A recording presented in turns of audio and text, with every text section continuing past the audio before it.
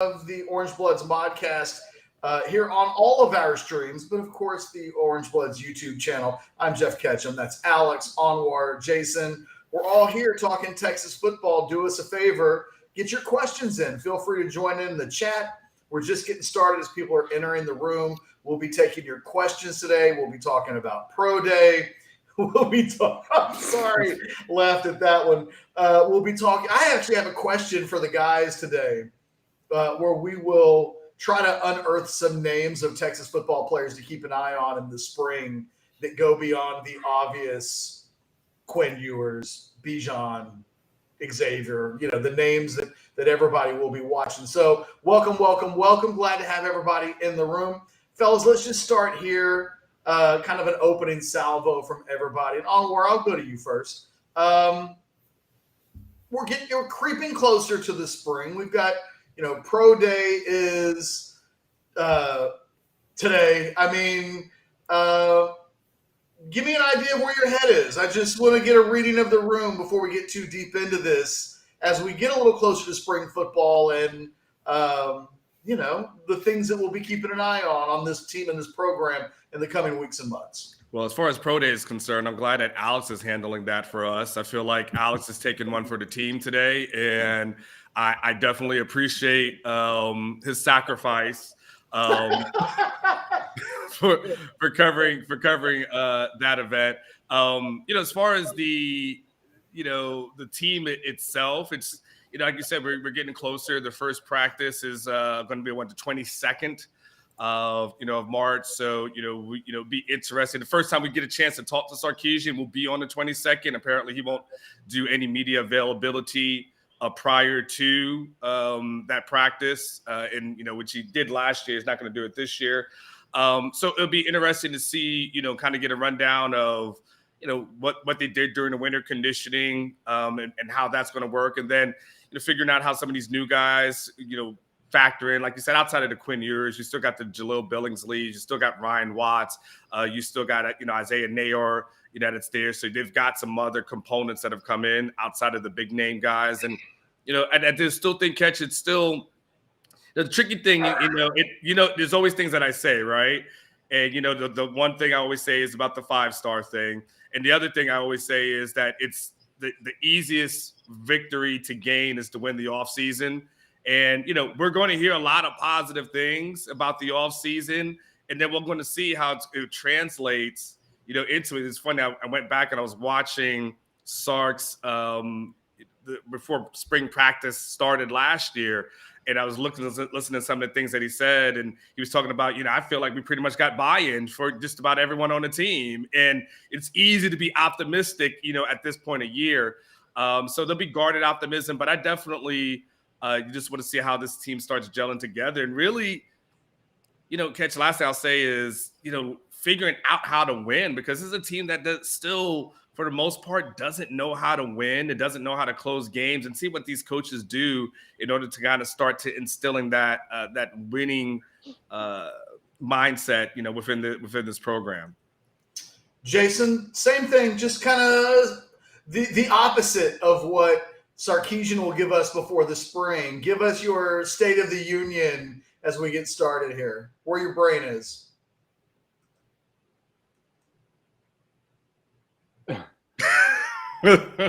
There's that mic trouble, Jason. Oh, damn it, mic trouble. Yeah. As Anwar was talking, sorry, I had to pull up my calendar, look at my calendar. We're 10, 11 days, 12 days from spring football starting, and it really hasn't been on my radar that much. I'm more focused on the recruiting stuff is really going to start picking up this weekend. So, I know it'll be here before we know it. Yesterday, Rivals had a story about the top storylines in all of college football in the spring, and Quinn Ewers was, I think, the 5th storyline that they had ranked, which to me, I thought that might be the number 1 storyline in all of college football. So it'll be exciting when it gets here. There's a lot of unknowns. Anwar mentioned a lot of them, a lot of these new names. That stuff will be exciting. That stuff will be interesting. There's a lot of mystery, I think, going into the spring season, which will be interesting. But if I'm being completely honest, between 7-on-7 events coming up, Under Armour recruiting event in Dallas this Sunday, Texas has a big recruiting weekend on the 26th, so the first weekend of spring football. They'll have a a big recruiting weekend. So that's kind of been my focus more on that than honestly spring football starting up. But I'll transition to that probably the night before spring football starts and get in spring football mode as well. So, Alex, same deal. Just get us started with some opening thoughts. Am I the only one that hears that yapping dog? I set the it's Ketch's dog. Okay, am I going crazy here or what? Okay. Kev's got a couple new pups, and we're all well aware of it. I forgot Ketch has those new dogs. Money out the anus says, does someone have a chicken going off in the backyard somewhere? Spring ball. I don't know, man. Now I'm hearing it. Now I'm hearing an echo on my end too. I'm not sure what that is. It's like, but anyways, I just think it's like the Jon Snow stuff, man. It's like we know nothing. Like we don't really know anything about what this team's going to be. I'm interested to see Quinn Ewers. I'm interested to see how things look with any kind of. How thin the offensive line is going to look. How they're going to plan on addressing that. If somebody muted just now, I think that might have helped as far as my echo. I just basically everything, man. There's all kinds of stuff that every time I come into spring football expecting to see something, and it's usually different than what I have expected to see. We're generally pretty good with projecting the depth charts and things like that, but there's always surprises. And it's like it goes back to what we even said last week about, Anwar saying he believed Hudson Card to be the first quarterback up, and kind of, I don't know if Anwar's changed on that or what, but, for me, I was like, how could it not be, Ewers, first up or first out of the gate? It's like even that, it's like the biggest storyline is something that's up in the air. So there's a lot of, like I said, I feel stupid having these initial, Ketch asks these questions about, wrap your head around where you are on the program and stuff. And I talk about it. And then we have one more Modcast. And then the week after that, we're going to have spring football. It's a week from Tuesday. Right. And I'm going to give my soliloquy on what I'm expecting. And it's all going to be like useless. It's less than the broadcast. So, So yeah, man, I think that, that's kind of where I'm at. I'm in a spot where like I'm just resigned to realize that I don't know what I don't know, and we're about to find it all out. Well, I certainly have great coverage at Orangebloods because every year when I go there and realize everything I didn't know, I usually have a ton to write about. So it'll be good. I'll make sure to follow us over there. All right, I'm back from the dog escapades. You have one fewer dog? I've got 2 3-month-old puppies. And my wife went to go get breakfast today, and I'm in charge of babysitting the puppies at the exact same time as this broadcast. And that didn't go well early on. We'll see what happens moving forward. So here's what I want to do. Guys, get your questions in. That is not – James is like, I would have thought that is not my dog. My dog is the German Shepherd. Unfortunately, the golden doodles, that's my wife. Again. How many dogs do you have? We have 2. Okay. So you have the German Shepherd and one golden doodle. Yeah. All of our dogs died. Right. And then we just went through the process of adding multiple dogs. Because we don't do anything in singles. Everything's got to be in doubles. I feel you. Yeah, we get 2 fairly young pups ourselves. So I feel you. Mine are sleeping. Everybody get your questions in. We'll take some questions moving forward. I wanted to ask this question to kind of get started. I was thinking today about like penny stocks on this Texas football team. Guys in the spring that of all of us were going to invest money in the cheapest stock possible with regards to players on this team. Who are the guys we're not talking about that you still have some faith in, you still have some hope in? I think about a guy like Andre Carrick, where I think a year ago we thought he was going to be a starting tackle, and it didn't quite come together for him last year like we thought, but he's getting ready to enter year 3, and this should be the time when the light switch comes on. So I'm just curious of guys on this roster that you think can still emerge that maybe Longhorn fan base has forgotten for whatever reasons? Does anybody have a first guy that comes to mind? I'll go. I mean, how about Kelvonte Dixon? I mean, we could talk about him, I guess. What do you think about that? What do you think about bringing up his name as a guy who played a lot last year, has a lot of speed? I just, it feels like with all the talk about Brennan Thompson, I mean, I wrote about him this last week. Ketchum wrote about him. Jason had, an update on him. I'm just looking at these wide receivers, him, and it's like you could talk about a guy like Kelvonte Dixon.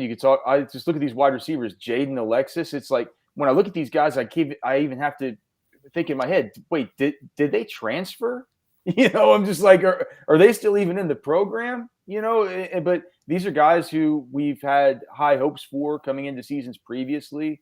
I think the whole thing with Brennan Thompson, coming in and looking like he's going to be a guy. We're hearing it from source after source after source that this is a dude you need to really look out for next year.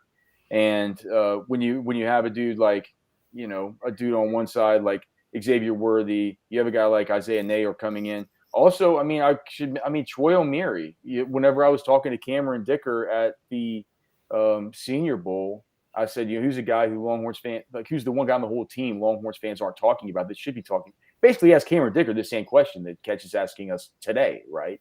And he just said, look, Troy O'Meary would have been the best wide receiver on our team, hands down, last year if he would have not gotten hurt. And he wasn't talking about the 2021 season. He was talking about the 2020 season. He said as a true freshman in that season, he would have been the best player that we had on offense. So I think those guys, I kind of think about the wide receivers because they've been completely overshadowed by Xavier Worthy. People are so excited about Isaiah Nayor. It feels like people aren't even talking about really Jordan Whittington as much anymore. I feel like there's some wide receivers that have gotten overlooked, some good players. And so that's where I guess I would start. But we're kind of talking these penny stock guys that people might have forgotten about. Yeah, you stole my pick, Alex. Troy O'Meary would have been my pick. He's a guy that just burst onto the scenes. What was it? I guess it was fall camp 2 years ago. It's been 2 seasons, right? He's missed. But this is a guy, even before he got hurt for the couple weeks of camp, we were hearing just how dominant he was in those camps. Now, there's going to be a lot of good receivers to spread the ball around, but if I'm looking at penny stock guys, I'm not going guys like Kelvonte Dixon. Those guys have had their chance, man. I needed to see it first. Troy O'Meary hasn't really had his chance. So I'm taking Troy O'Meary. I'm taking Ryan Watts, Isaiah Nayor, if you can still buy him low. If there's one guy on the roster, I'm trying to think like guys who've been on the roster a couple of years that haven't done a whole lot. That you can't buy Alfred Collins low. I mean, he hasn't produced the way we thought he would. But what about Vernon Broughton, man? This is a guy that people thought was a top national player. Just hasn't really scratched the surface yet. So, there's a lot of bodies he's going to have to kind of fight his way through to be an impact player. But if he can tap into the kind of talent that we thought he had coming out of high school, maybe Vernon Broughton would be a guy you could buy low and get some good value in after a year or two. Anwar, let me ask you a question about Kelvonte Dixon real quick. What do you need? What does the spring for Kelvonte Dixon need to look like in order for him to emerge as a guy who can, who could be a dog? No. A dog on this team. That's right. Like, what does he got to do in 15 practices? What can a guy do when, as Jason says, is in a situation where let me see you do it on the field is kind of the general attitude towards a lot of these guys that have been on the roster for a little bit and haven't completely, come through. I don't know if that's completely Kelvonte Dixon, but I mean, he's had a couple of years now, so it's not completely unfair. Does he got to dominate? Does he just have to be consistently present? Like, where in your mind where's he got to go?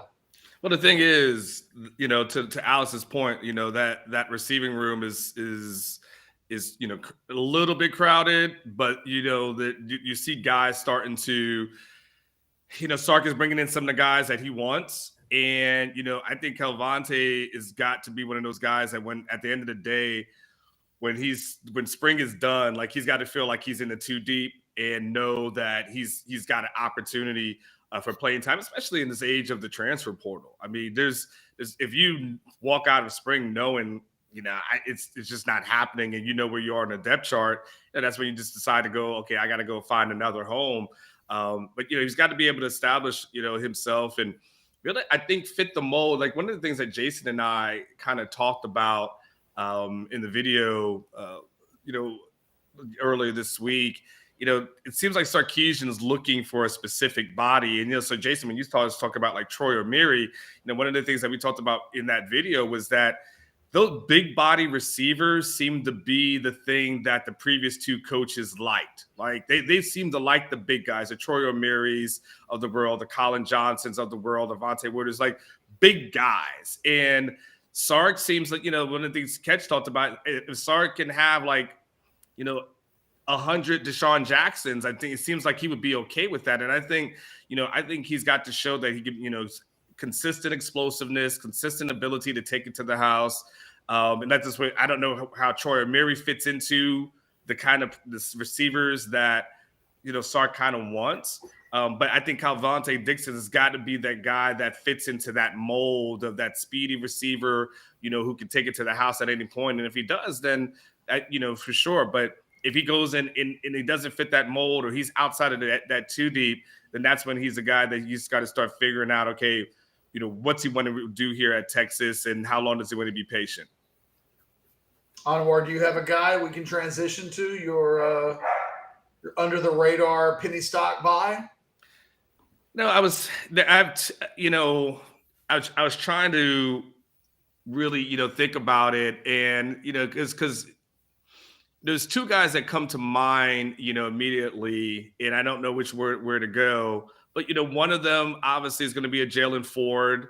And the other one that, if I had to really buy a penny stock in, would probably be, a David Benda. And Alex has, I always go back to Alex, because Alex always has the numbers as far as productivity is concerned on those two guys. But, I feel like when given opportunities that Benda was productive. And I feel like that same would go with Ford. And if Alex, if you could kind of just point me in the right direction, that would definitely help. Yeah. So David Benda last year, 193 snaps. He played, generated production once every 8.77 snaps. That wasn't quite as good as DeMarvion Overshown, but DeMarvion Overshown was only at production once every 8.22 snaps on 493 total. Jalen Ford's a little bit down the list. He was more in that kind of Alfred Collins, Keandre Coburn level of productivity at once every 10.23 snaps. He's kind of like, he was just in that. He's kind of in a really tightly knit group of guys like Luke Brockermeyer, Alfred Collins, Jalen Ford, Darian Dunn, Keandre Coburn. Kind of all those guys produced at the same sort of level. David Benda's in a pretty tight group of guys like, DeMarvion Overshown, Jade Barron, David Benda, so I think that both those guys, but then, both those guys are a lot more productive than a dude that, say, I noticed that Jason was talking about Vernon Broughton last year. And I'm like, yeah, Vernon Broughton, he was really good. I had it pulled up to just look and see sort of where he was. He played 167 snaps last year. I cannot believe this. He only had 2 run stuffs on 167 snaps. That guy's going to need to get better as far as his ability to stuff the run. He had hardly any tackles, only 2 pressures. Just to put that in context, if we look at, say, like Keandre Coburn, I think we can all agree that he didn't have any kind of All-American season last year, right? He was pretty disappointing from the level of what we were expecting, right? Correct? Can we agree on that, Keandre Coburn last year? Yes. Mildly disappointing, I would say, best case scenario for him. Keandre Coburn had 368 snaps, so a lot more than the 167 that Vernon Broughton had, but he had 17 run stuffs. Vernon Broughton had 2 on 168. So we're just talking about a guy who just was not standing up against the run, and Vernon Broughton like we would have hoped he was coming in. Alex, real quick because I feel like when we talk about your offensive line grades, we, at least after all these years, I have an idea of what the numbers mean. So if a guy scores a 71, I know how bad that is. And I know that if a guy's approaching 80, that's really good. Where should the distribution number be for a starting linebacker at Texas? So Overshown, I thought, had a bit of a down season and was at 8 point something. So it sounds like David Benda, but where should that number be? Well, can you just tell, like, going back to 2015, where I can easily sort it, like, you want me to look up like Malik Jefferson or tell you where he was or something, or? Well, like, I just want to know what a good linebacker. Give me some added context on, because there hasn't been a ton of really good linebacker play. That's been a problem for most of a decade. But Malik Jefferson 2017. Malik Jefferson 2017. Okay, hold on. I'll have to pull it. I have to pull up the deep dig from 2017. So you'll have to give me a second if you want to maybe go into something. And I'll go to Jason and get his guy. Well, I do want to come back to that because Anwar, I think there's make sure we circle back on this, because one of the real interesting things about Jalen Ford and David Benda, maybe we'll just continue it here. Malik Jefferson 2017. We were looking at 7.01. Okay. I was just curious what a really good player is averaging in terms of disruption per play. But Anwar, the thing about Benda and Ford is it looks like the coaches want to replace those guys in the starting lineup. They have been actively looking for a linebacker that can fill that spot. And they've slow played a few guys in the portal, and they haven't exactly gone – but they have gone after inside linebackers. It feels like now or never for those guys in terms of convincing these coaches that they're the answer going into the season and not some guy in the portal that might arrive after the spring. It feels like a really big spring specifically for those two guys on the defensive side of the ball. I would totally agree with that, Ketch, for all the reasons that you outlined. And, at every moment, Ketch, when Sarkisian is asked about like positions that he upgrade or positions that he wants to improve, linebacker seems to be the one consistent, whether it was late last year, early this year, like it continues to point towards that. So, that this spring does become big for those guys because, at some point, one of the sayings that, I remember in the NFL is that they would say, I'll tolerate you until I can replace you. And, it seems like those guys are being tolerated until they can be replaced. And so, it's up to them to, to basically change the narrative and show the staff what they have. We've seen flashes. I think we all believe they can play. But it's figuring out how to do that consistently enough for the staff in order to have, what's your point, to have that confidence level established that they need. The problem, Anwar, is replacing them. It's not like they have big reinforcements coming in recruiting. Maybe they land a transfer or something, maybe this grad transfer from West Virginia. But yeah, I think, like Ketch said, they're looking for replacements, but I don't know who those replacements are right now. Is it going to be Travell Johnson, the guy that's going to come in no. Year one? Probably not. So you better coach those dudes up that you got, probably. It's funny. I was listening to Anwar talk about Benda and Ford, and Alex, I guess I was going to ask both you and Jason this question. I feel like when I've watched both of those guys, there have been flashes. And I remember Ford had a couple last year where I was like, there you go. Like, where's this been? Where's this guy making this play been? Because this defense has lacked a little bit of that. And yet it's been hard for those guys to consistently be that guy.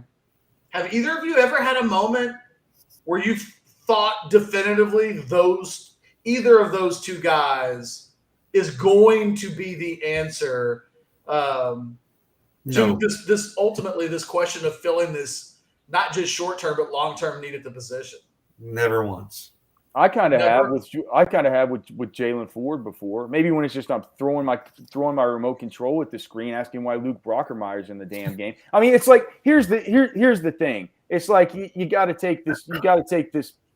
It's like this juxtaposition that I can't figure out. Right? Luke Brockermeyer's in the game. Right? He couldn't get off blocks that lost Texas games in the fourth quarter last year. Right? We've talked over and over about the Kennedy Brooks run. We've talked over and over about the Jalen Warren run, right? Those were two major runs wherever he got blocked and he couldn't get off his block laterally. Like, you look at what Jalen Ford has been able to do, and I've consistently thought to myself, why is Jalen Ford not in this football game? Like, he would be a better option right now in this football game at the Mike linebacker than Brockermeyer would be. And then I think to myself, well, all right, but I'm not at practice every day. I'm not a linebackers coach at the Division I college level. I mean, my eyes tell me one thing, but maybe there's something like, if he's not playing, there's probably at least some kind of reason why he's not playing. So it's like, what do you do? What do you do? Do you trust the evaluation of the coaches, or you trust your own lying eyes about this stuff? It's hard. It's a hard dichotomy for me to figure out. It's like, if he would have been better, why wasn't he playing more last year? Because it isn't like this need just occurred. It isn't like they've been looking all over the place in every nook and every cranny that they possibly can ever since Sarkisian got here. He's been talking about we need more linebackers, right? So there's obviously something that they feel like is missing from those guys. But I have looked at Ford and thought that he would, he'd be a better option than some of what Texas might have rolled out last season.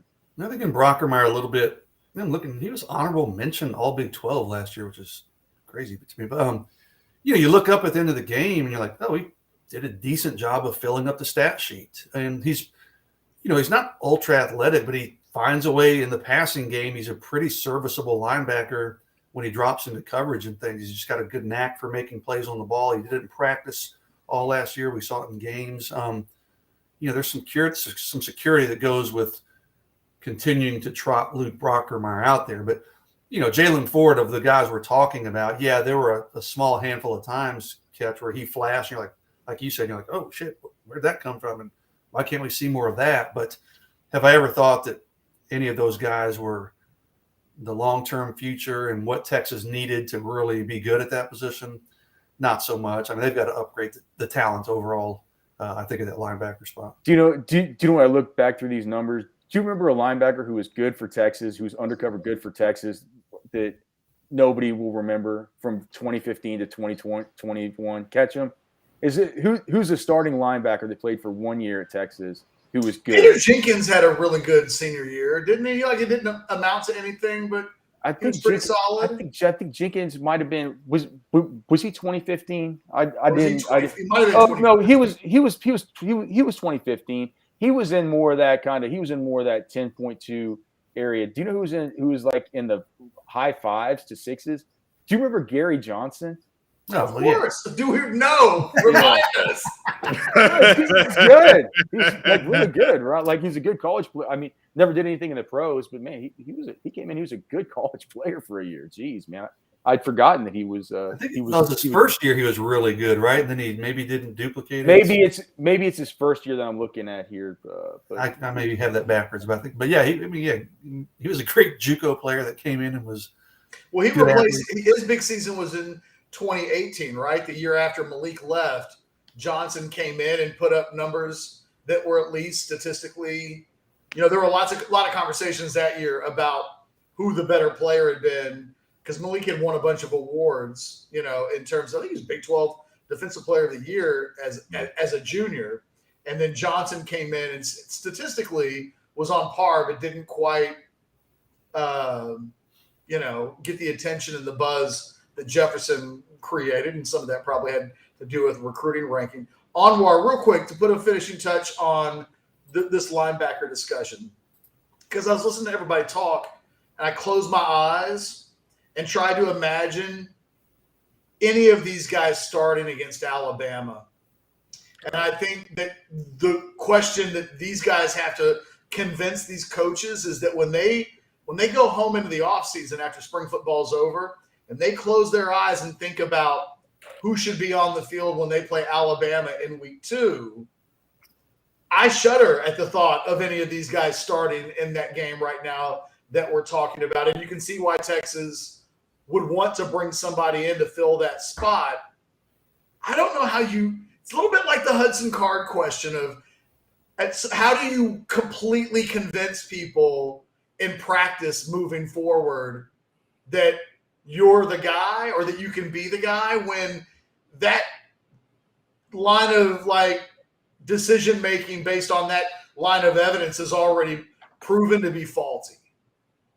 I mean, this is really going to come down to coaching at that point, Catch. I mean, this is really going to come down to how do you hide, some of the weaknesses, on this team, because hell, when you talk about closing your eyes and and basically not having nightmares about what could happen against Alabama. I mean, you could say that for just about most positions on this team, to be quite honest with you. Like, it's probably technically a mismatch outside of a few positions. Right. Xavier Worthy, we probably say it's not a mismatch. We probably feel he's a plus player. You will see about, Nayor, and then every other one you'd probably say, in Bijan, of course, but every other thing you probably say, it's going to be tough. So I think there's going to have to be a lot of scheme available. I think this is where a guy like Gary Patterson and his input is going to have to really help out to figure out, okay, this is how we're going to get the most out of these guys. And, a lot of this, it's, the interesting thing I always find really fascinating about coaches and the things that they say. I feel like it's so easy to say, well, there's a talent issue or lack of talent, as if that you're not there to coach up talent. Like that's what you're there to do as a coach. And so, yes, if every team was loaded with 5 stars, would your job be easier? Absolutely. But at some point in time, you've got to figure out how to do and what to do with the talent that you have. And I think that's where a guy like Gary Patterson becomes a really valuable asset to Steve Sarkisian's figuring out, okay, this is the talent that we have. What can we do with it? So I think it's going to be scheme. I think it's going to be coaching because, the guys are what they are. I think there's some room for improvement, but the guys are what they are. I think the coaches, that's where they're going to have to step up and figure out how to get the most out of what's available. Jason, did I ask you yet for your guy? Yeah, I mentioned Broughton. I mentioned some of the transfers, and I'm going to throw one other one as just as a follow-up, and Alex will like this. What about our dude Isaac Pearson, Alex the punter, man? I love Pearson. Yeah, he's good. I'll take him for a penny. Exactly. Well, one of the things Anwar and I were talking about earlier in the week that made me think of this question is I think we've not given enough consideration for the players that for a lot of these guys, this is the first year of stability that they've had at the coordinator position for the last couple of years. I mean, it's famously they'd had 3 defensive coordinators in 3 years, and you go from Orlando to Ash to Coach K a year ago. And so this is for a lot of these guys that there might have been guys that got the first 2 changes just fine, and then last year struggled for whatever reason. I wonder, and it may be that the answer to this is 0, but I wonder if there's a guy on this roster or multiple guys on this roster that with a year of stability, with a year of being in the system, being able to get comfortable, that it's easier for them to find a light switch as opposed to new terminology, new system, new expectations, new coaches, new everything. It's been so long since any of us have lived in a world where stability has really been a staple of the program that I don't know, like maybe Jalen Ford's light switch turns on in part because he doesn't have to learn a new foreign language this offseason with all of the terminology and a new defense and all of that. Just something to think about. I was going to jump off this if you guys were ready, but Maybe you Devin can follow Richardson. up on that. Devin Richardson's a guy I think we all loved, right? When he transferred from, was it New Mexico, right? Yeah, it's Mexico State, I believe. We all watched this film, and I don't mean to speak for everybody, but I think I'm okay. And we were like, holy crap, that dude looks the part, man. He flies around, and he didn't do shit last year. I don't even know if Alex probably has a snap count, but I don't think he played much at all last year. But maybe another year in the system, maybe he's comfortable, maybe he can fly around at practice this spring like we saw. 58 total snaps, and he had one half of the run stuffs that Vernon Broughton had. That stat's just not going anywhere. But hey, let me throw out another one too. What about, because whenever you think about this, you think about guys who there's stability with the defensive coaching staff and stuff. Like, what about guys who got better through the course of the season? The first one on defense I think about is Jadon Barron. Yeah. Right?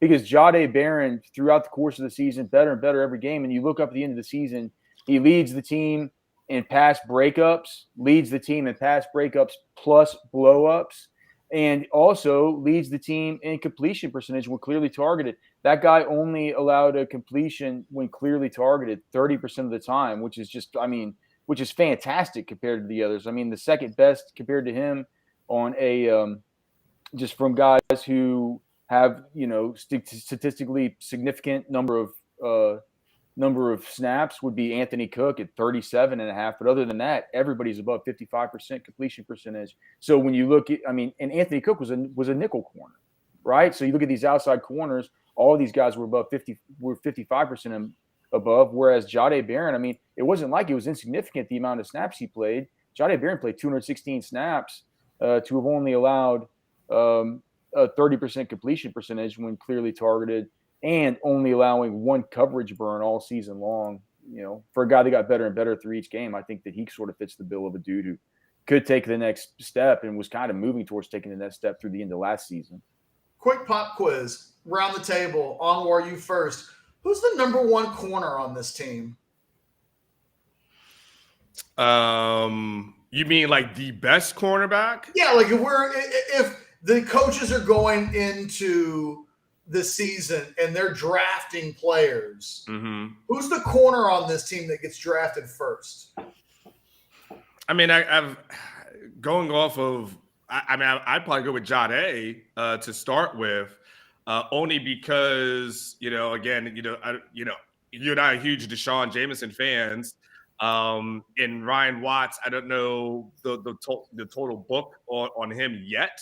I got to see what he does here. Just Jason's point. You hear about guys prior to coming to Texas, and then sometimes it doesn't pan out. So I want to make sure we're speaking the same language. And even if guys come from bigger programs, sometimes that doesn't translate. So I would probably go with Jadon as the number one guy at this moment. Jason? I'm still Desean Jamison, but I think Ryan Watts might take that crown. But right now, I'd probably still say Desean. I know he had a down year last year, but I still trust in that guy's just natural talent, and I'm expecting him to bounce back. But I think Ryan Watts may wind up. If you ask me that again, Ketch, in a month, I might say Ryan Watts, I think. Alex? Well, I'd just say by default, I think the coaches would say it's Desean Jamison, right? Just because what he brings not only as a kick returner, but just as a corner as well. But the thing that gets me is did you guys notice how much opposing teams threw at him last year? He was targeted by opposing teams quite a bit. They kind of saw him as a dude you kind of go after. I feel like we have a different idea of Desean Jamison coming out of last season for whatever reason than we would have coming into last season, right? How much of that, Alex? That might be because he's mostly matched up with the top receiver. Some of that stuff can be. Desean Jamison is not mostly matched up with the top receiver. Desean Jamison lines up on one side of the field and stays for the whole series. It doesn't matter who's He's not following him around the field, but doesn't mean he's not oftentimes matched up or more oftentimes matched up with the best receiver. Okay, it's just that. Well, then that's a matter of. Listen, I'm not defending him because, like Ketch said, he did not play up to expectations last year. But I'm just saying, Sometimes those numbers can be a little bit twisted. Yeah, well, maybe so. And Josh Thompson, clearly was thrown at a lot too. But that's a matter of the fact. Desean Jamison played 631 snaps last year. Josh Thompson played 442.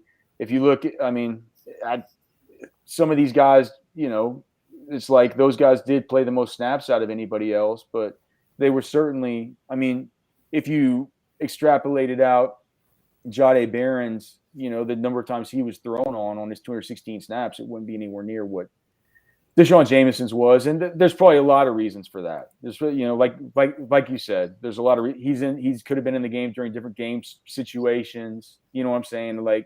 It's kind of hard to point to that and make anything of it. But am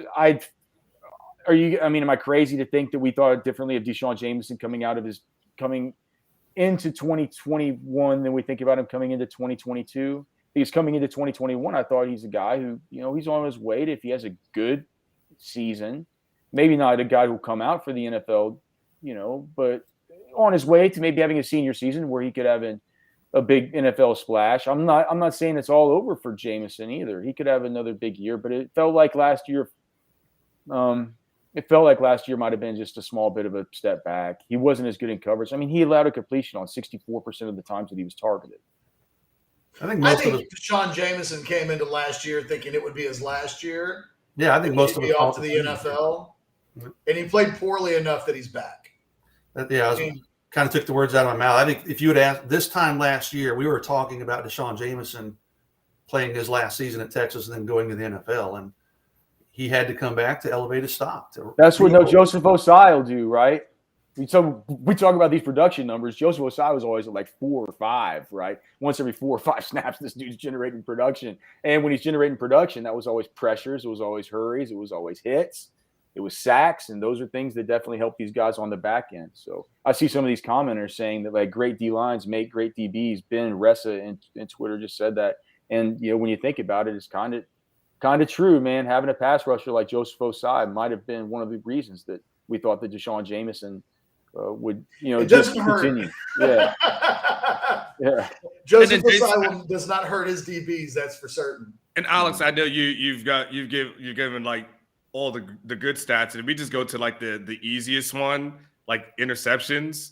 These DBs didn't grab a lot of interceptions. I mean, they weren't ball hawks at all, right? I mean, the leading guy on the team had I think it was B.J. Foster was the guy who led the team in interceptions with 3 or 4. And as far as the cornerbacks are concerned, like what is it, like 1 or 2 a piece? I have Jamison. I have Jamison with 1. I have Brockermeyer with 2. I have Josh Thompson with 1. I have Brennan Schooler with 2. No, wait. I'm sorry. I was reading the wrong one. Brockermeyer with 2, Jamison with 1, Thompson with 1, Foster with 3. Is there no others? That's it. I think they finished with 7 last year overall as a team. So bad. I'm pretty sure it was. I looked it up recently. I thought it was like 7. You cause someone to crash their car if they're watching YouTube and driving at the same time. Sorry, guys. Hey, let's go to some questions real quick.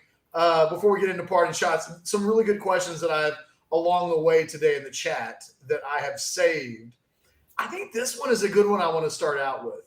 It's from Rolando on, I think, YouTube. Out of the guys coming back from last year or further last year, who has the most to prove? Coburn, Jamison? He says both flashed, have been good but didn't perform last year like they had hoped. You throw Overshown in that category as well? Like, is there a player on this team that has the most to prove? Is he asking between who has more to prove between Jamison and Coburn? He says the guys coming back for their last year. Oh. So it feels like he's talking about the guys like Jamison. I guess it would be Jamison, Coburn, and Overshown, right? I don't think you can put Overshown. I mean, listen, man, Overshown finished with 74 tackles. I mean, he wasn't dominant like we expected. He didn't make the big splash plays, but I don't think you can put Overshown in that same cat. To me, that's an easy choice. It's Keandre Coburn for me. I'm with you, Jason. Like, to me, those other 2 guys project as starters right now, and I don't think Keandre Coburn projects as a starter unless he plays really – he has to take his game to a new level because I expect Byron Murphy to continue to develop and be a force.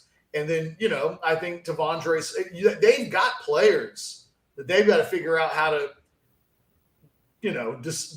decide who gets reps and what amount of reps. To me, Coburn's a guy that's got a lot to prove. Yeah, I would say Coburn too. I mean, Coburn has he came into last year we came into last year thinking Coburn, this is a ticker tape parade for him to the NFL. I mean, he has everything. He has everything going for him. You see these defensive linemen that are his size that have his explosive ability, his burst, his juice. Like, these are guys that go early in the NFL draft. Keandre Coburn has the most to prove because Keandre Coburn has the body type and he has the explosive ability to be a very, very rich man in the NFL. There's something that's not coming together for him. And I think it has a lot to do with his pad level.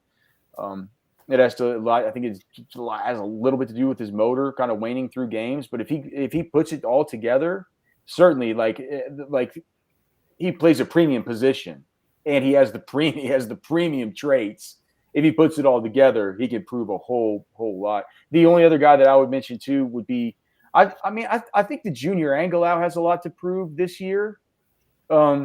He's been a good, solid starter along the offensive line. I think he can. I mean, can he prove that he's like, there's some really good young offensive linemen coming in. Can he prove that he's the big alpha kind of leader, like the pack dog? What do they call in those, like the dog sled guys, like the lead dog? Can he be like the big lead dog of these dudes and not only come in and establish himself as the alpha and be a really good player, but also be a good leader to some of these young guys who are coming in? That's a good one. I got one. Go ahead. I've got one that's, it's going to probably hopefully be one of the obvious ones. Jatavian Sanders is my guy as far as something to prove. I mean, he's a guy that we thought as a 5-star was, just everything was going to be automatic for him.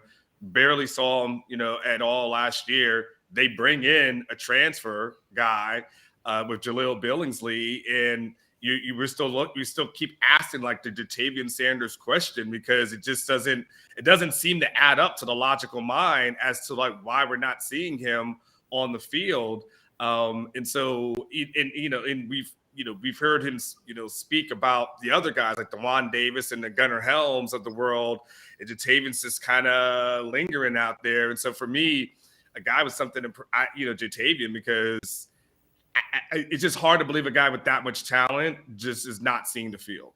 The worst part about this, people are suggesting names in the chat, and they're all good suggestions. There's too many guys on this team that still have a lot to prove. You can literally probably pick multiple guys at each position aside from running back. I mean, you can pick several guys along the defensive line and at linebacker in the secondary and offensive line, even at quarterback. I mean, receiver, where they've got guys we've talked about that, Troy O'Mary, it's time to not shut up, but put up or, quit talking about him until he does, produce. So too many guys, too many options. That's what gets you 5 and 7, man. So, well, yeah. And here's the thing we skipped over. The fan club president hasn't mentioned his guy as far as having something to prove. Absolutely. Well, yeah, absolutely. I talking about you, Ketch. I mean, if we're talking about Hudson, I don't know what he can prove. Yeah. I don't know how Hudson approaches, other than, what I would tell him is put your head down, compete your hardest, win every day, just try to make it as tough on them to make a decision as possible. I don't know how he wins. It feels like a little bit like he's going to Russia to fight Ivan Drago on Christmas Day. I don't know what to tell him other than Rocky won, so like give it a good college try. I don't know. What can Hudson Card won the job last year off of potential and practice play, failed in the games in the sample size that he was given. I think Sark has mentally moved on from Hudson Card. And I think that even if Hudson Card outperforms Quinn Ewers in practice, I think Ewers will win the job for the same reasons that Hudson partly won the job a year ago. It's an investment into the future. The last thing anybody wants to read on Orangebloods, and this is a good segue into the next question I wanted to take from one of our viewers. Last thing anybody wants to hear after the first week of practice on War is that Hudson Card it looks like the best quarterback or looks great in practice. Meltdown. I mean, I'll let you report that. Nah, I'm good. I'll stay the hell away from that. Like, that's just, if anybody says that, even if true, no, that will be a shoot the messenger kind of report. That'll be buried in like paragraph 6 of that practice report. Oh, by the way, Hudson Card had a good day. Yeah, no, seriously. And like, it is one of the elephants in the room coming into this deal is like, he has a name that almost can't be spoken publicly. So I don't know. If I was advising Hudson Card, I would have told him in real explicit detail how tricky the terrain is at this point.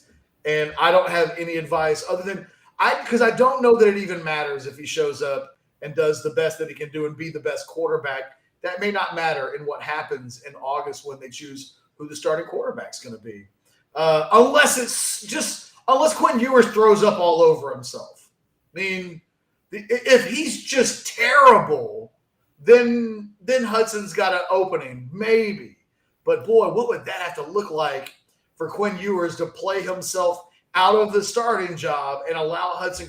That's a lot of turnovers and a lot of mistakes. Two things real quick, Catch, before we move on with Hudson. He has kept his head down and he's gone about his business the right way, and that doesn't surprise me, knowing what I know of Hudson, tons of respect for him, his family, his character. He stayed out. We kind of get on him like, hey, why is Quinn Ewers in all these pictures and Hudson's not? Well, that's probably by design because he's just keeping his head down. I saw Hudson in a picture with one of those offensive line like dinners or something like that. Maybe he's hanging out with the big uglies while Quinn Ewers is running around with the wide receivers. And the other side of that, it's kind of like we always say, assuming Quinn Ewers wins the job, okay, that's what we're all expecting. Hudson Card or another quarterback, probably Hudson Card, is going to be needed at some point next year. I mean, the odds of Quinn Ewers playing 12 games without, tweaking an ankle or hurting his hand or whatever happens. I mean, knock on wood. I don't want to jinx anything, but I mean, almost every team at some point is going to need two quarterbacks. So, I mean, I don't think with him, what's in it for Hudson at that point? He's going to get his degree I was business school, and then that's what's in it for him. Yeah, but we got to find out his graduation date. As far as when he's done, because I'm not quite sure Hudson is signed up to say I want to be the backup. I don't think he's like I'll do it for the team. I mean, I'm not quite sure that's on his agenda. Hudson Card's the first player, guys, that I can remember who's legitimately made, I think, a decision based on academics, right? Because every recruit when they sign talks about they're showing up at a place for academics, but then we see guys leave all the time and go to schools with worse academics for football-related reasons. Hudson Card is making he'll stay as long as it behooves him from an academic standpoint. It's kind of a wild we rarely see that. There's nobody else in the program that is sticking around, at the expense of maybe being able to play somewhere else faster because they've got to get a degree in the business school that they're in, because that's in their mind what has the most value at this point. Really unique situation that Jason, you and I have been doing it the longest. I don't remember anything quite like that before, ever. Yeah, kind of go through my brain. I can't really either, honestly. Yeah, it's a weird. We have guys transfer in because of they wanted to go to McComb's business school. Exactly. Yeah. Exactly. I've never known a guy who, especially a high-profile quarterback. It's a unique situation, and Texas has leverage that may afford them their backup this season in a way that they won't be able to count on in future years. It's a weird advantage to have. Texas needs to take advantage of it while they can. This is an interesting question, Anwar. If the freshman D-line does the same thing that they did last spring and they beat on this O-line in the spring, should they be worried? So this is a narrative conversation, because last year the D-line looked so good in the spring and in the summer that it looked like it was going to be a strength of the team. And I had people saying things like this would be the best Texas defensive line in a long time since, I remember one former player, played in the NFL, mentioning Hampton and Rodgers. They didn't say they were as good as those guys. They just said as a group, you might have to go back that far to find a group as good. And as it turned out, everybody was just watching them beat up on a very underwhelming offensive line, knowing that the offensive line has almost no depth this spring until the young guys show up. And it should be advantage defensive line. How do we handle the reports, and how should people think about the offensive line? It's one of those, if one of the positions is doing good, the other one is not. And if you're on the same team, yay and uh-oh at the same time. Yeah, I think that's a really, really great question, by the way, because the problem was what we really ended up seeing was an average to below average defensive line beating up on a very below average offensive line. So at the end of the day, it was kind of like two sea fighters going against each other. And then when they actually had to go and fight someone else, both sides got killed. Like and we're just being honest with you about it. So, you got to start thinking of where do you want to see an improvement. You definitely want to see an improvement from the offensive line, and one of the reasons why. And again, Ketchum, I think schematically you might be able to hide some things. I think Gary Patterson can help in that department. Can't hide that offensive line, and especially with a young quarterback, we're expecting Quinn to play at that position. The last thing you want is a guy running for his life back there. And so, there will be. I think there will be some. I think if the offensive line is losing and getting beaten as badly as they were last year, there should be. You should say that's an area of concern. But what you can't say on the flip side and go say, now I believe the defensive line is that much better. Like, what I'm saying? You've got to be measured in both responses because we overreact, right? It's like, oh man, that defensive line, they're killers right now. And it's like, slow down. So you got to I think there's two reactions. I would be very worried if the defensive line is doing that, but I wouldn't throw a parade and start buying, a bunch of T-shirts thinking that the defensive line is going to be that much better either, if that makes sense. To quote the great Jason Suchomel, slow down. Tap the brakes.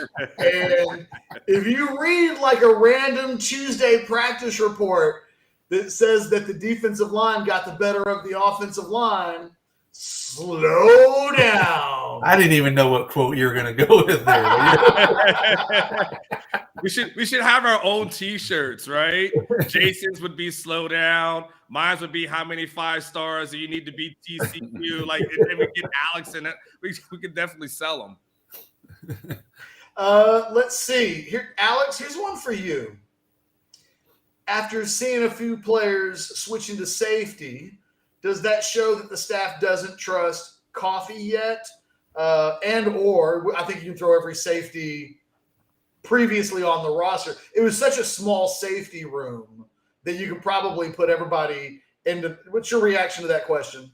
No, it doesn't have anything to do with Coffee. I don't think it can. Coffee played well last year. Coffee's fast, man. He's good. I don't think there's anything that the team could have seen out of Coffee last year, unless it happened at practice, that would make me worried about him or his development. I think that's merely a numbers thing. They freaked out. They needed to get more numbers back there in that room. And here's the thing with Anthony Cook, maybe they kind of fell into him last year where he could really produce at that nickel spot. And they saw that they're like, well, to us, what's more valuable, having this dude who we kind of use a lot like a box safety anyway, here in the nickel, or we play this guy as safety who has some speed on the back end, who could do the things for us there in a position of need, a position where we were bad last year, a position where we have no bodies right now, and it's a higher impact position. So let's get Anthony Cook there, and let's bring in one of these younger guys.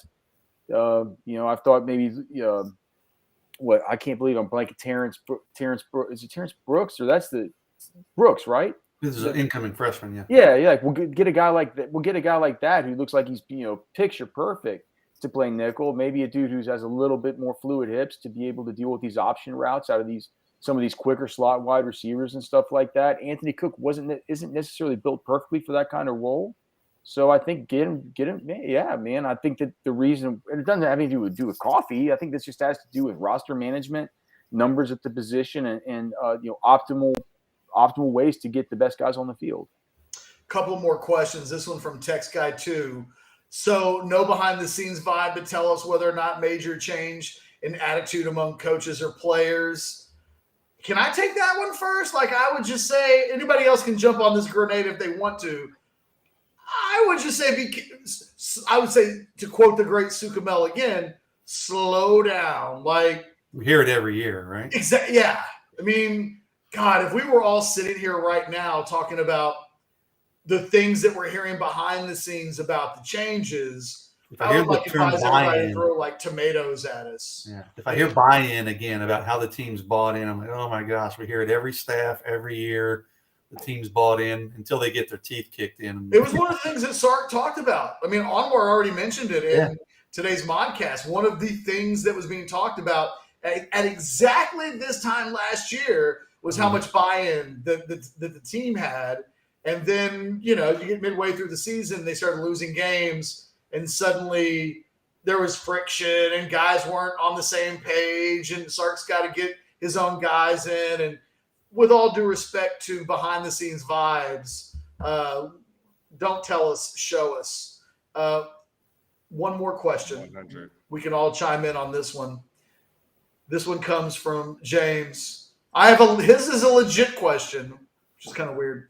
You posted this one like right off the top. Had shit for legit questions. James got us covered though. If Card doesn't get better, is that a knock on Sark's quarterback development? I don't think one stumble. Jason. Yeah, I'm sorry, Elmore. I don't think one stumble erases everything Sark's done before. I don't think so. And James got this sucker in like right off the top of our broadcast. So I'm glad you came back. You really wanted this question in there. But, I don't think that.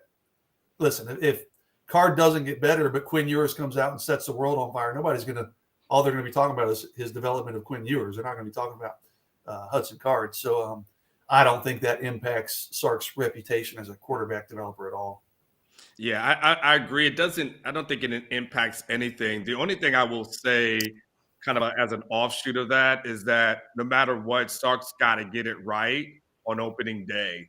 And I think that's the most important thing is whoever his quarterback is, it can't be what happened last year where he basically went with the wrong guy. That's your area of expertise. Like that's the one thing you've got to nail. It's the one thing when Charlie Strong got hired, it was fine. You've got to have a good defense, and you just can't have a bad defense because that's your area of expertise. And because that, it looked so bad of a decision. Casey played so well, scoring on damn near every drive for a couple of games. It looked like what in the hell was going on? Like, how did you even come to this decision?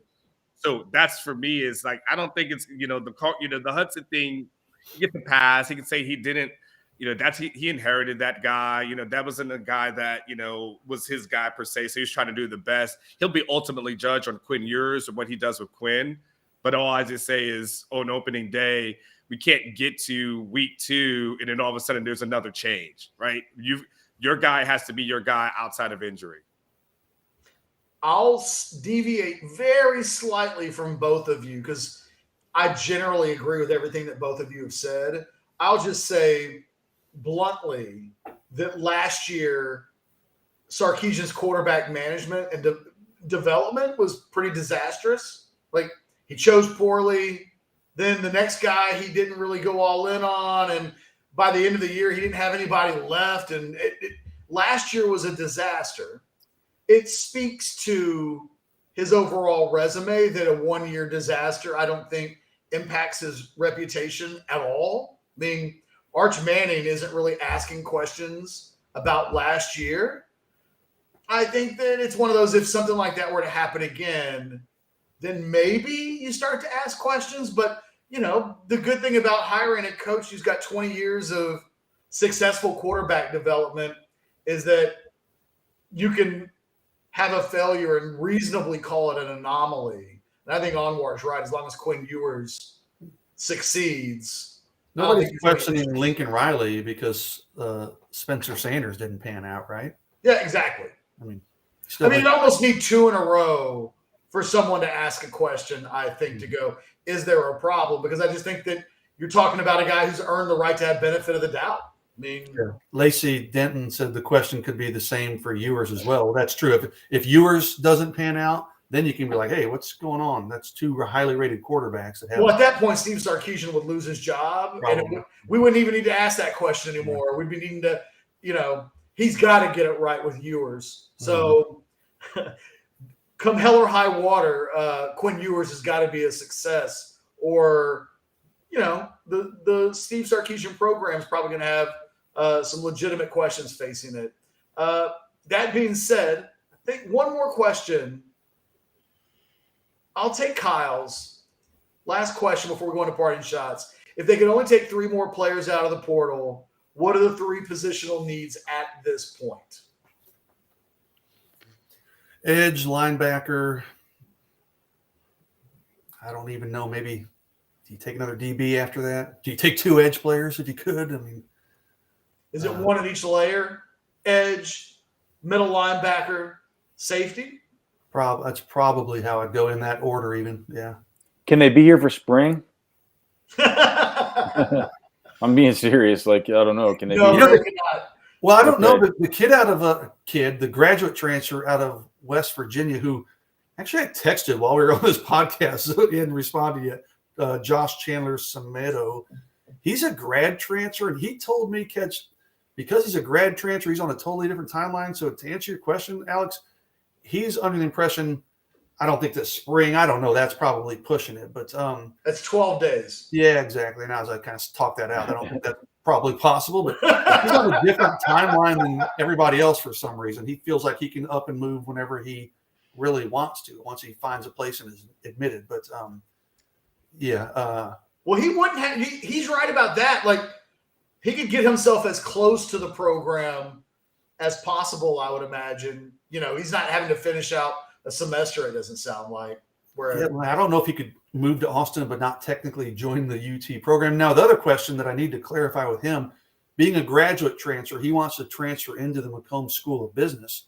And a couple people on Orangebloods message board who went through Macomb School said back in the day, Macomb School didn't take transfers. So, but he's a graduate transfer, right? So wouldn't he be entering into the? Well, he's in grad school right now. Yeah. Oh, he's in grad. From one grad school to Macomb's. I'm sure there's probably loopholes for a good football player where they can make it work, but it's probably some red tape that needs to be cut through. Yeah. All right. Let's go into parting shots. If he's not, he can also just transfer.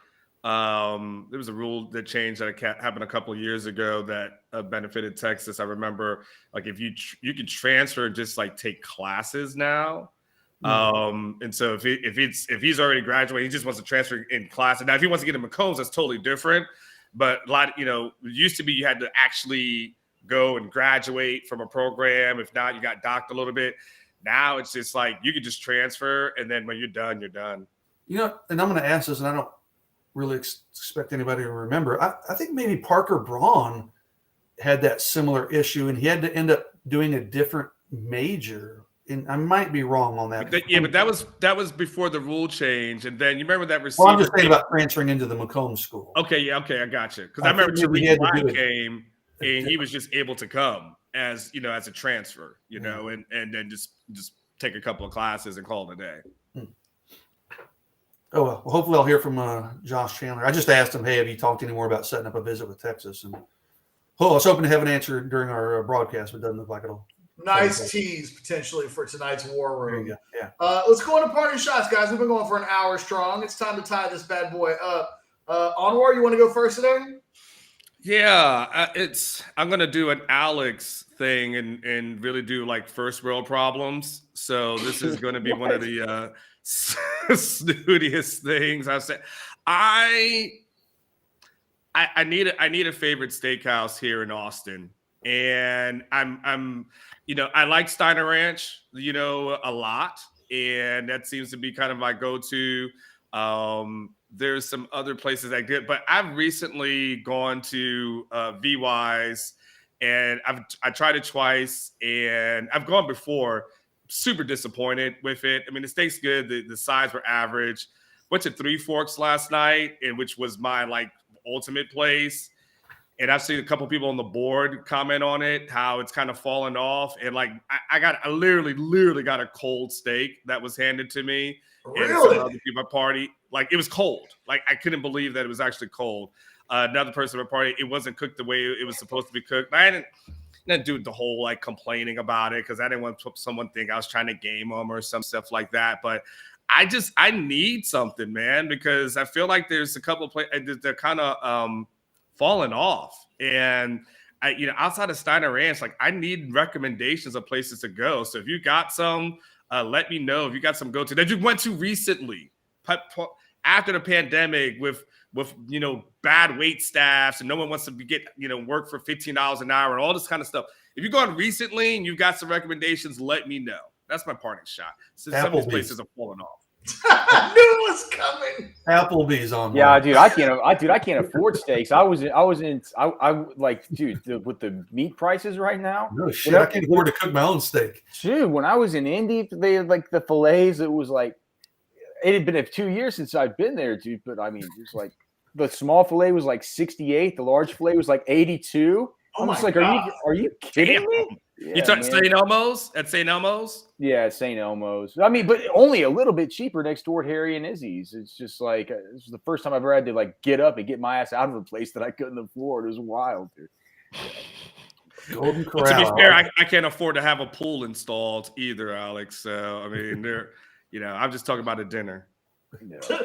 All of the record. We got an HEB. We've got a Texas Roadhouse. Yes. Outback. Everybody in the chat right now are men of the people. Yeah. Wow. So the steakhouse game in Austin falling off a little bit. I mean, you named some tried and trues.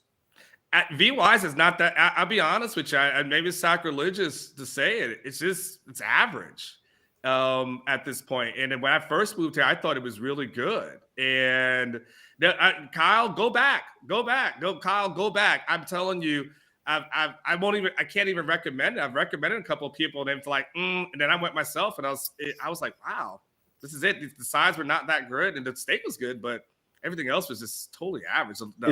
Is Bob's Steak and Shop House not open anymore? No, it is. It is. That's. I mean, that place was all. I haven't been back since the pandemic. Where did no? That was that old place that was Eddie V's. Eddie V's. And Eddie V's. Whenever Ketch took us there a few years ago, I remember that. I remember thinking that place was all. Did you not like the Eddie V steak? Yeah, I did. I don't know if I had the steak though when we went though. Yeah. No. Well, I would. I have no skin in the game. Like I don't own stock in Eddie V's, but I will always recommend. But how about this? I'm going to do an Alex thing. If there are any steakhouse owners that want me to try their food and give them a great recommendation, please let me know. I will give you a positive. In this same pulpit here, I will definitely tell everybody how great it is. Send me an invite. Email me. NFLAnwar@yahoo.com, NFLAnwar@yahoo.com. Email me, invite me, and I will definitely come. You're gonna get you're gonna get an email. I'll bet you. Okay. Alex, is there anything that you need to ask for in parting shots today? No, nothing I need to ask for. Ask the good Lord for patience and a calm soul as I have to go cover this Texas Pro Day today. I don't know what I'm going to write about. Like I said, it's my anniversary tonight, so maybe I'll get like a live thread going from the Pro Day or so. I don't know if I'll do that. My phone will probably die before the thing will even end. So yeah, I'll come back. I'll get that thing written up. We'll have that, and spring break coming up. I don't know if you guys have plans with the family. I'll be getting out of town just for a quick kind of little hunting and fishing hill country thing on Friday night, and that'll be really nice just to kind of get away, and Friday and some of Saturday get away and do that. Then get ready for spring break with the family and having the kids around all day long and everything like that. I'm not sure exactly what we're gonna do, but we'll probably go visit grandparents and maybe. Probably, I don't know. Like, is next week? Is it even gonna be warm enough to get the boat fired up or anything? Like this feels a little cold for spring break, right? Is it gonna warm up this week? Are people gonna be at the beach with freezing weather like this? It's like yes, yeah. I don't know, man. You stay out of the lake. Like the water is always cold in March. Yeah, it'll be cold. But I don't know. We'll figure something out. It'll be good to have the kids home and kind of take a little break from the routine. So hope everybody enjoys their spring break. We'll be back next week for the last Modcast before spring football starts. I can't believe we're already that time of year. Woohoo, Mr. Suchomel. My parting shot. Alex's anniversaries today. My wife's 20-year anniversary. 20 years. Big one was yesterday, and this is about 20 years is about what you get. We ended up going last night to talking about good food. We went to Jack Allen. Oh yeah, my parents gave us a gift card, so we went to Jack Allen, and she ate, and I watched her eat and had a couple drinks, and that's about what you get after 20 years. So I had a couple cocktails and watched her have a nice dinner, and then came home and watched Yellowstone. Why didn't you eat? It's a long story. I was making carne asada at home, and the meat was about to go bad, so I had to cook it. So I made my own carne asada and ate it before we went to dinner. So, oh God. You romantic bastard. Yeah, exactly. I don't need any words for that. She got a good meal out of it. She can't complain about that, right? He had to eat the carne asada before his anniversary dinner because it was about to go bad. Sitting at the table. He's like looking at his watch while she's eating. Like, come on. Yeah, I was sitting at the table by myself eating my carne asada. You're damn right. It was pretty good. First time I've ever tried it. So it was new marinade I tried. But so happy anniversary to Alex. Happy anniversary to my wife, who is an amazing woman. Love and appreciate her. And then I will be heading to Dallas on Saturday. The Under Armour camp I mentioned earlier is on Sunday. So Cole and I will be out there. Lots of Texas targets and commitments. A couple commitments will be at that thing. So look for coverage on that on Orangebloods Sunday night when I get back to Austin. And then, of course, throughout next week. I don't really have a parting shot. I just am pleased that the dog stopped barking long enough for us to get through the Modcast. I didn't quite know that 40 minutes ago it would be this smooth sailing after our start. I will say, I've had to put down 4 dogs in the last 4 years. Here's hoping that the 2-3 months old puppies that we now have just last a while. Like, I'm good. I've had my fulfillment of doggy disasters at the end and the sadness that comes with it. We had to put another dog down this week, as a matter of fact. So, that's it. If something happens to these 2 dogs, I might just be dogged out for a while. No offense to any of the dogs out there that need homes, but man, it takes a lot out of you when you have to go through the process of putting one down. Anyway, hate to end on that sad note. But hey, I felt like I had to end it where it started with dogs. Yeah, it's true. Full circle. That's right. This thing went full circle. By the way, if you missed it, someone commented earlier because they were like, that did not sound like a dog that they would expect me to own. If you missed it, my dog actually walked into the camera for a little bit. So if you go back to the very beginning of the Modcast, you can see a picture of the German Shepherd rooting around and trying to cause trouble. And I don't know what the hell I was thinking taking on 2-3 months old, but why would I ever choose the easy route? For myself, before you sign off, can we get? I know you might put it on the screen, but like Money Out the Anus said it took him 26 years to get his associates. I think that deserves just a little bit of props. All right, Money Out the Anus, man. Congrats, awesome. Brother. Good work. Just want to congratulations on going back and getting that. Now maybe you can get some money in the anus. Oh, Jesus. And with that note, or anywhere else, if you want it anywhere else, maybe in a waka. On that note, for myself, Alex Hayes, I'm not the one that named him Money Out the Anus. It's a rap lyric. Now we know why it's been Money Out the Anus. He's been paying for school for all these years. Now it can be in the anus. For myself, Alex, Anwar, Jason, we will talk to you next week when it will be the last Modcast before the start of spring football, at which point we will just start pouring the Kool-Aid about how great the defensive line is and how the vibe around the team is like nothing any of us have ever seen or heard before. Until then, you guys take care of each other.